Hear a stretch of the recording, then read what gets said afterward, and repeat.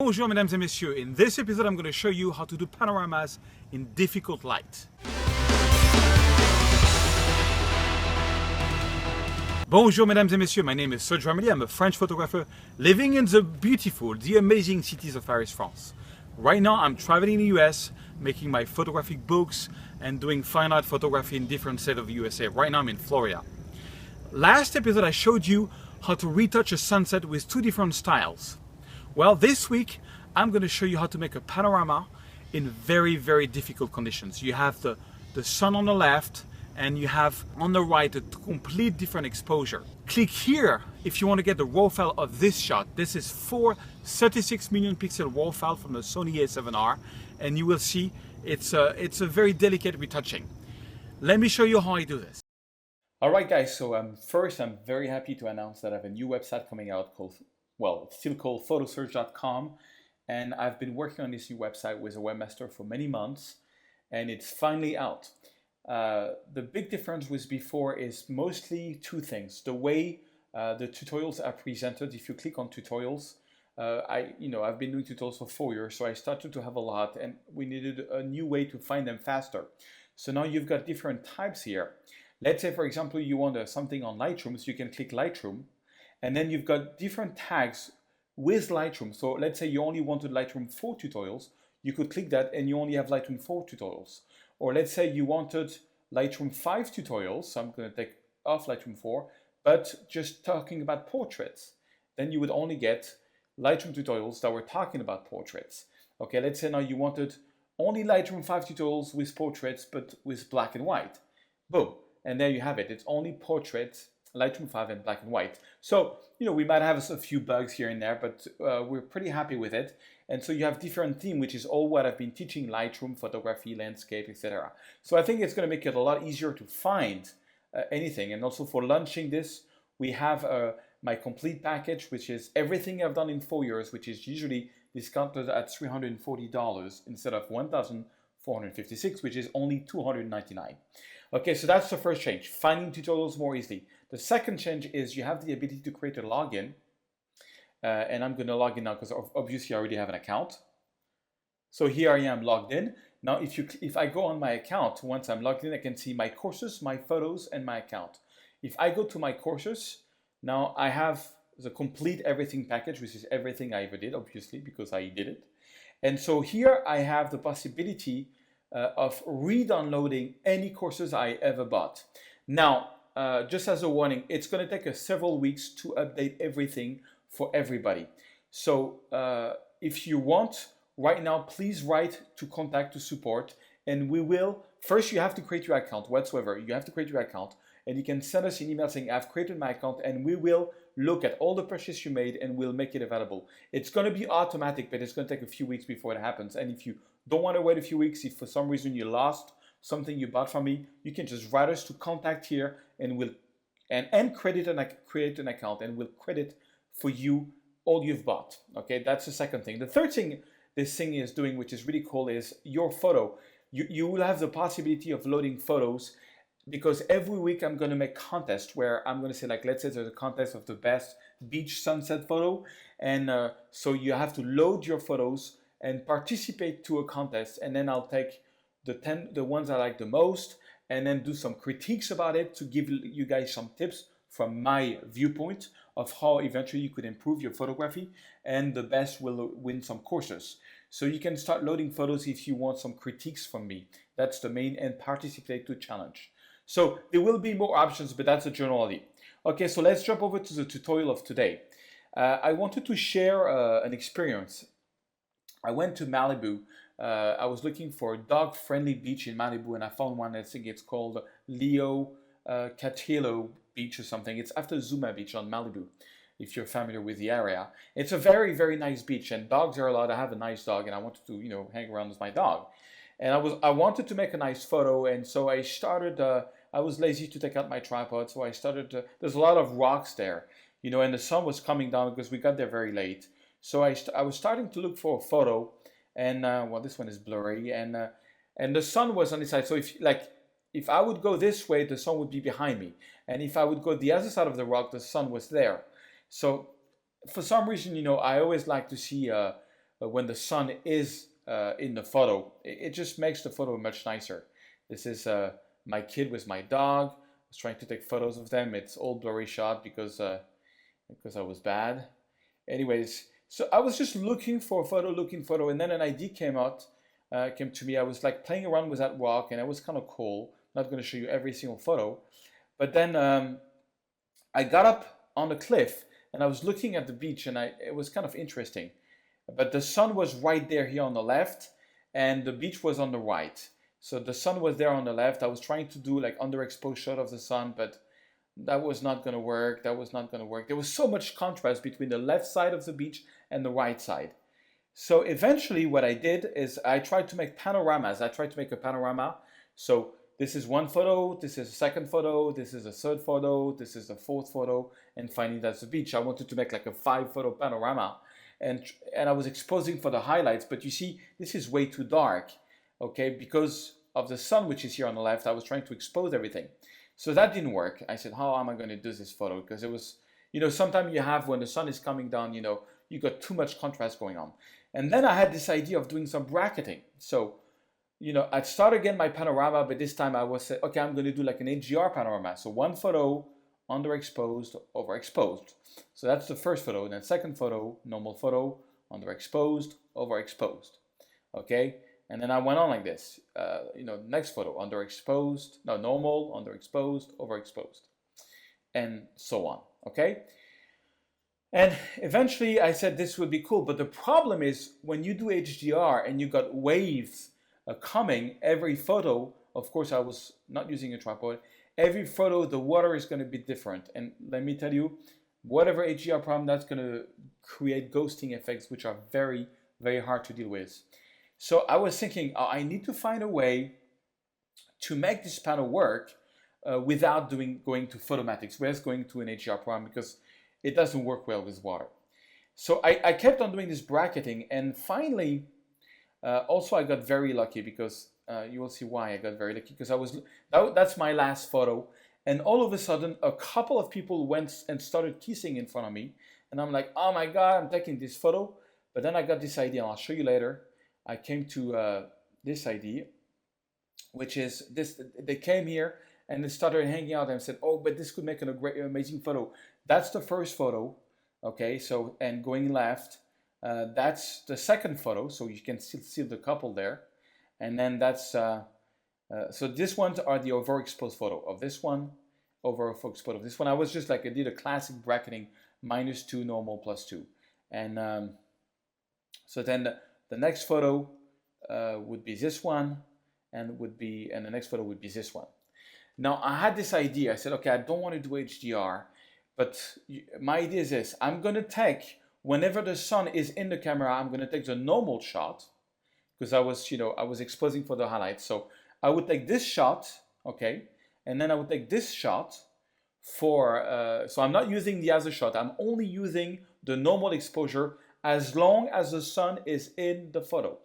And then as I get out of the sun on this photo, I'm going to use the overexposed photo. I'm not going to use this one, which is the same exposure normal, but I'm going to use the overexposed photo.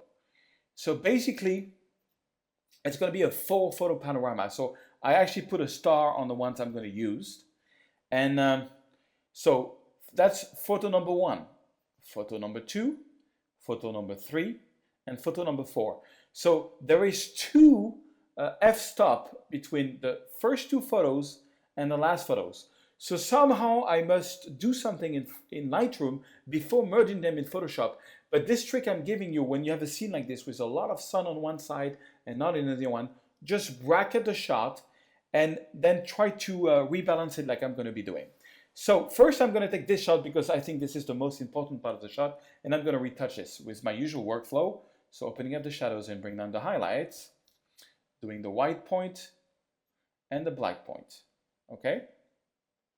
Then I had a lot of dust that day, so I'm gonna take that dust off, so I can sync that on every photo. That's the only one I see here. Maybe there's a little here, okay. Maybe add a little bit of clarity, just a little tiny bit, a lot of vibrance. And I think I'm going to go for daylight on this one. It was a daylight shot. Yeah, daylight can be kind of cool. Maybe just add a little bit of magenta, but very little, and maybe just a little bit more blue, but that's all. And add a bit more vibrance. I think there's lacking a bit of a lacking of colors here. Okay, now that starts to be kind of cool. Then of course, on this first photo, you also want to, and that's very important if you're going to do panorama, is unbound profile correction, because it's going to take the vignetting off, remove chromatic aberration. And then of course, because this is a raw file, I'm going to do the noise reduction.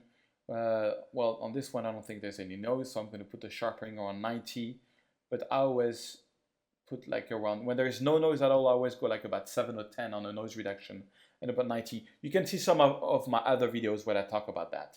Okay, and then I'm going to do, I don't want to sharpen the sky, so I'm going to use the masking tool with the Alt to mask the sky. Okay, and okay, I want to see.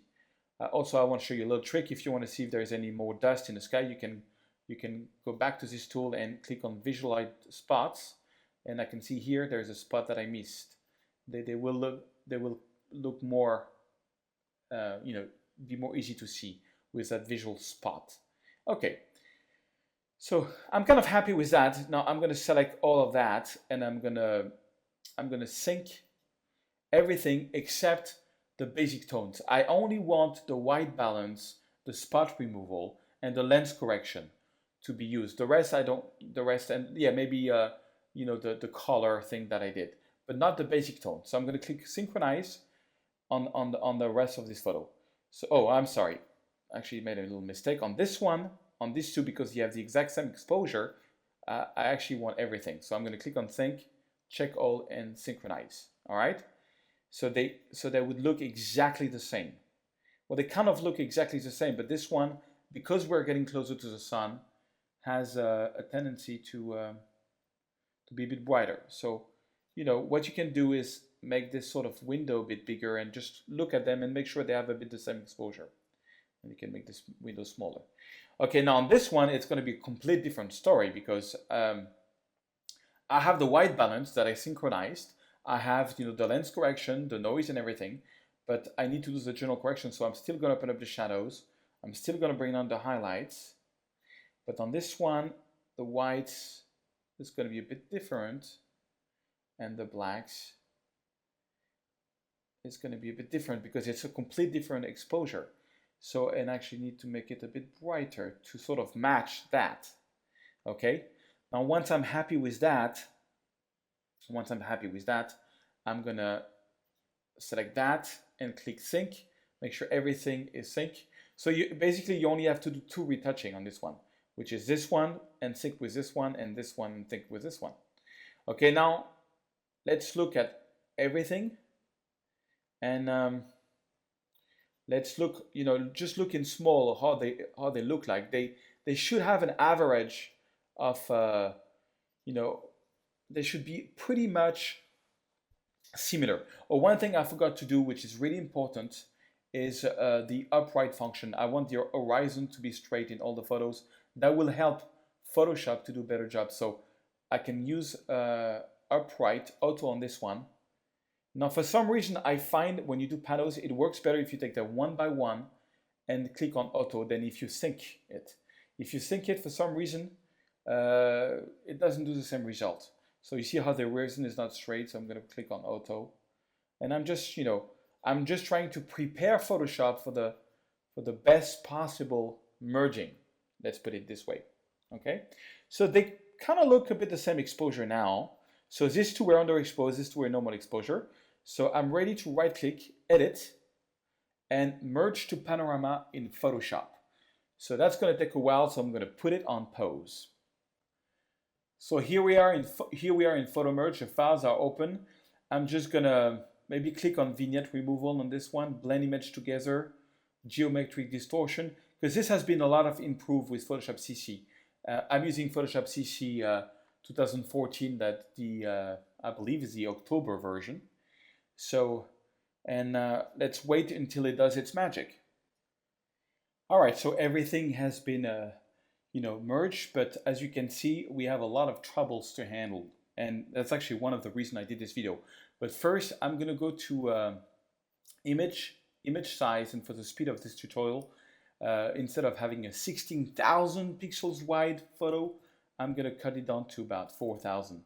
Now, you don't have to do that if your computer is fast enough, but a 16,000 pixel composition photo is amazing to make nice prints, but it's hell to make tutorials. So anyway, so I'm going to make the file smaller. Then I'm going to, but it's still 4,000 pixels wide. Then I'm going to press Command D to merge all the layers. And then I'm going to duplicate that. So let's see, I think we have a lot of work to do. Look how the horizontal line is not doing well at all.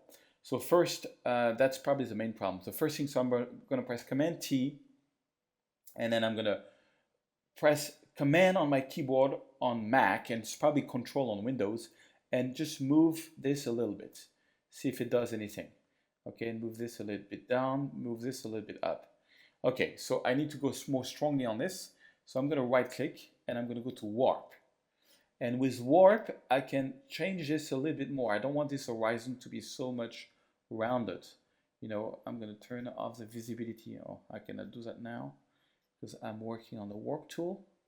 And with warp, you can really change your photo. I'm just trying to get, you know, more realistically how the horizon is. You know, the horizon is straight in the real world, not like this. That's one of the problems with not using, with doing panoramas by hand, because you're not doing it on a nodal point of the camera. You know, you should probably have like a nodal, whatever, you know, a special thing. So I'm going to move that around. You know, the good thing with the warp tool is you can change your photo really, you know, how you want it. I'm just trying to make it more realistically. So how it is. So that seems kind of cool. That's better. It's not ideal. It's a bit rounded, but it's still more real. Okay, but we still have some other things. That's something, you know, people keep telling me they have this problem with panos. That's why I wanted to make this video. Okay, so I'm going to turn off the visibility of that, and we're going to deal with two problems. Well, actually many problems. But the first problem is this one. Look at here. How there is like a line here. My God, there's a line everywhere there. That's really bad. So how to get rid of that? Now this really went to an extreme on this one, because the line, you can see it is more here. So the way to do that, the way I used to do to correct that is I'm going to take the pen tool, which is here, and really zoom in really a lot. P for pen tool. Take the line here and make it join here, something like this. Okay, and make it something like this. And I'm not going to touch so much here. So I have like a little selection here. To make it as a selection, I'm going to right click, make selection, and I'm going to make sure the radius is 1 pixel. Okay. Then I'm going to take the stem tool, which is here, and I'm going to make the opacity of the stem tool about half. Okay. And then I'm going to press Alt. This is going to be the source point, and then I'm going to copy some here. So I'm basically copying matter here. Actually, maybe on the top one, I'm going to make it first at 100%. Okay, and it's going to make it a bit darker, but that's fine. But you see, the selection is going to limit where the stem tool can copy, which is kind of what I want. Okay, and now Command D to unselect. You can see it's kind of weird there. So what you can do is then make your stem tool being half, and then use Alt here and just make it like this. And you also do it here on the line to take that line out. It's funny because the first time I usually before I record my tutorials, I try them, and on this time it didn't have this line here. I don't know why it did it. Sometimes, you know, the way Photomerge works is that every merge is kind of different. Okay, this one is really bad. Okay, I'm gonna make this, I'll correct this later. Okay, and this, when you have something like this, you can just, by using only half of the opacity, it helps blend the whole thing. Okay, so, okay, so now that's better. So now we have a similar problem here. So same technique, P, I'm gonna go here, make a nice straight line, and sort of make it meet the horizon. Somewhere here, for example. So I'm making a more smooth transition. Okay, And that's something people has been sending me as their panoramas with this problem. Now on this one, I think I'm gonna go half of a pixel because it was too much radius before. Okay, and then the stem tool, well, we'll have a lot of boats there, but that's fine. I don't really care to have these boats. And okay, I'm gonna put the opacity back at 100%. And I'm just copying that like this, okay? Command D to undo. And then to make it blend even more, I'm gonna lower the opacity. It takes a bit of time, and I don't know if I'm gonna do a great job here, but that's kind of cool. I'm just trying to get a more realistic result. And here we have the line, so Alt, and I'm just gonna copy and make sure that the line is not visible, because on big print, it could be visible. So you just follow the line, and my God, this one really bad. I don't think I had it ever that bad. Okay, I'm gonna go on 100%. If it doesn't go with it, it's fine, because you know, melting textures like this, it's fine. And I've seen a lot of people giving up on panoramas because due to that problem, you know, you can, well, that's kind of like, let's see from far. Is it gonna look weird? No, it's kind of fun. I don't think people will notice it. You know, you only notice when there's like really a bump, you know, like this one. It's actually making me a bump every time. It's actually the worst I ever had. So same thing here. I'm going to zoom in more, P, and just make a little line here. And right click, select, make selection, feather half, and then boom. All right. Now it's a bit strong, so I'm going to undo this with Command Z and redo it like this with less strength. Okay, and then without the selection, just on the borders, and even lower the opacity to make things a bit more natural. Something like this. I check if the line is visible. It kind of is visible there. Because what happened is that I was not on tripod. There was a bit of like the water didn't look the same from one photo to the other. So let's go back here on the rocks, 100%, and let's just erase that line all the way. The good thing about water is that it's so random that no one is going to notice that, you know, there is a connection here. And I'm like really zoomed in. Okay, so let's see, before, after. Now we have a pretty much straight horizontal line. Probably would spend a bit more time, but you get the idea. I don't want this tutorial to be an hour. Okay, so now the next thing we need to do is I'm going to crop the photo. So I'm going to take the crop tool here. I'm going to crop it here a little bit. Crop it here. Crop it here, and here I'm going to crop it somewhere here, something like this, maybe a little bit more. Okay, so we are missing some sky now, and we are missing some sky. So first, and we have some lines here that we have to take care here and here. We have a bit of line. We can see where the photo merge, because also remember, you know, there was different exposure, so that was a whole challenge. So. Next is taking the magic wand tool, making sure that contiguous is on, and clicking here, it's going to select all this. Then I'm going to go to select, modify, and I'm going to expand that selection to make sure I don't have a line by 20 pixels. That's fine. Then I'm going to go to edit, and I'm going to go to fill, content aware, OK, and it's going to fill that. Command D. Okay, it did something weird there. So now comes the next tool, which is the patch tool. With the patch tool, when you have something weird like this, you can just select a whole portion of the sky, just drag and drop it on a different zone, and you get a very random thing every time. But like, let's say that I think I had a line here a little bit on the merge. You can just do that, and it just blends a bit more. It's a different type of sky. The good thing about sky is skies are very random. So you know, you can just use the patch tool to make your sky look kind of more natural. See, the horizontal is not so bad. I think I could have done a better job here, but it looks like there's a little wave, a tsunami coming, but you get the idea. You know, I would spend a bit more time, but I didn't want to bore you with details. So now I got a panorama, and I kind of like the result. And I want to show you one last little trick. Let me show you the before and after. Before, after. One more trick, I'm going to duplicate this. There is a new option that I like in Photoshop to give a special look to a photo, and it's called the color lookup.